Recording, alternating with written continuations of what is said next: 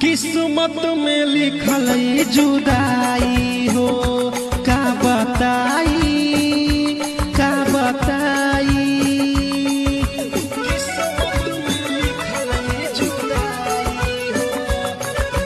किस्मत में लिखल जुदाई हो का बताई का बताई। जिए के दिन आइल अकेला हो का बताई का बताई। जे प्यार करेला जानी सनम देले बारी जखम सहीले हम ना लागी मलहम। हमारा से दूर नहीं रह पैबू हो देले बारू हमके सजा कोई।